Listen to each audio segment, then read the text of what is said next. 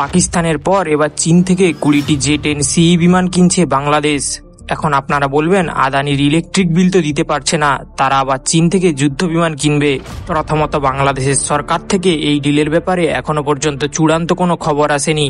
তবে বহু বড় নিউজ রিপোর্ট অনুযায়ী 20টি জে-10 বিমানের মূল্য প্রায় $2.2 বিলিয়ন এবং বাংলাদেশ এই টাকা চীনকে শোধ করবে 10 বছরে। 2025-26 যদি এই চুক্তি হয়, তাহলে 2035 থেকে 36 পর্যন্ত প্রতি বছর কিছু কিছু টাকা শোধ করবে, যা 2035 পর্যন্ত চলবে। গদা বাংলায়, চীন থেকে ইএমআই এর মাধ্যমে বিমান কিনছে বাংলাদেশ। পাকিস্তান ও শ্রীলঙ্কার একই অবস্থা ছিল প্রথম। পরবর্তীতে ঋণের জালে জড়িয়ে পুরো অর্থনীতিকেই ধ্বংস করে দেয় চীনের ডেপ ট্র্যাপ।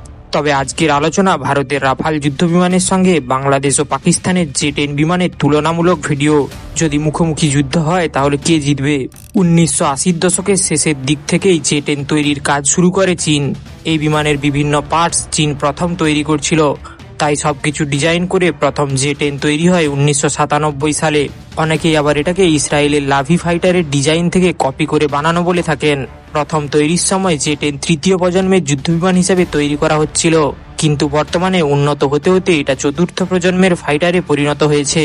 বিপরীতে রাফাল তৈরির প্রক্রিয়া শুরু হয় 1970-এর দশকে।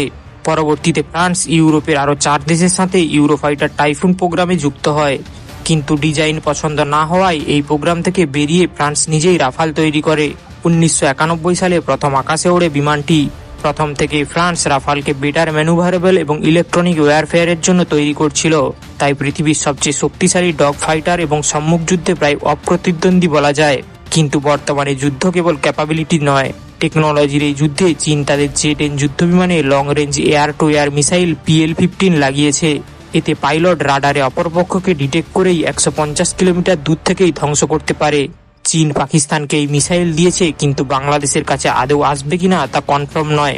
এর জন্য আলাদা ডিল করে চীন থেকে মিসাইল কিনেছিল পাকিস্তান।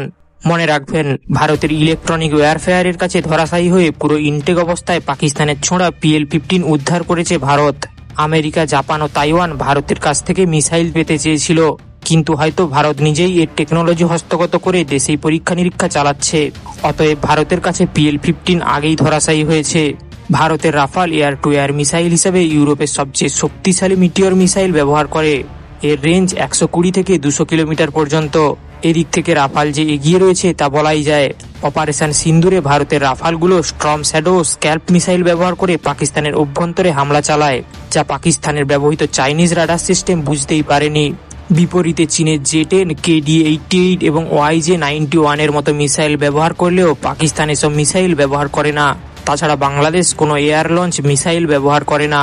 চীনের F-7 ফাইটার ও MiG-29 গুলি এতদিন 10 থেকে 20 কিলোমিটার রেঞ্জে short range air two air missile ব্যবহার করে আসছে।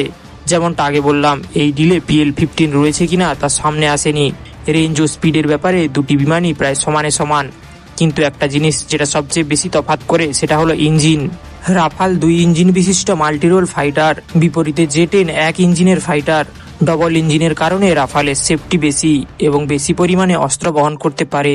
জে-10 এর ইঞ্জিন একটি, তাই ঝুঁকি একটু বেশি ও পরিমাণে কম অস্ত্র বহন করতে পারে। পাকিস্তান ও বাংলাদেশের মতো গরিব দেশগুলো কম টাকায় যুদ্ধ বিমান ব্যবহার করতে সিঙ্গেল ইঞ্জিনের ব্যবহার করে। সেটা যদি চীনের মতো দেশের হয়, তাহলে তো দাম আরও কম হয়। একটি রাফালের দাম প্যাকেজ ও ভেরিয়েন্ট বিভেদে 85 থেকে $290 মিলিয়ন পর্যন্ত হয়। বিপরীতে জে-10 এর দাম মাত্র 40 থেকে 65 মিলিয়ন পর্যন্ত হয়। এই হিসাবে বাংলাদেশে 20টি বিমানের দাম $2.2 বিলিয়ন করে পড়েছে। একটি যুদ্ধ বিমানের দাম 110 মিলিয়ন করে। যদিও এর দাম অনেক কম, তাহলে ব্যাপার আসলে কি? বাংলাদেশ ট্রেনিং সহ এই ডিল করেছে। এছাড়া 10 বছরের জন্য চীনের চড়া সুদ, চীনের ডেপ ট্র্যাপ যেটাকে বলে। বাংলাদেশ কোন মিসাইল ও প্যাকেজ নিচ্ছে সেটাও এখনো স্বচ্ছ নয়। এখনো পর্যন্ত বলতে গেলে রাফাল অধিক আধুনিক ও বেশি ভেরিয়েশনের মিসাইল ব্যবহার করে এবং ইলেকট্রনিক ওয়্যারফেয়ার সিস্টেম ও ডবল ইঞ্জিনের কারণে রাফাল এগিয়ে থাকবে, এটাই স্বাভাবিক। বিপরীতে জে-10 এর সাশ্রয়ী মূল্যে অধিক টেকনোলজি এই দিকে এগিয়ে। 1 ইঞ্জিনের কারণে মেইনটেনেন্স খরচ কম, সেদিকেও ছোট দেশগুলোর সুবিধা। এখন আপনারাই বলুন, কোন যুদ্ধ বিমান আপনার বেশি পছন্দের এবং আপনাকে কিনতে বললে আপনি কোন বিমান কিনতেন? उनको हमने रात के 1 बजे लेकर के 1:30 बजे के बीच में स्ट्राइक किया।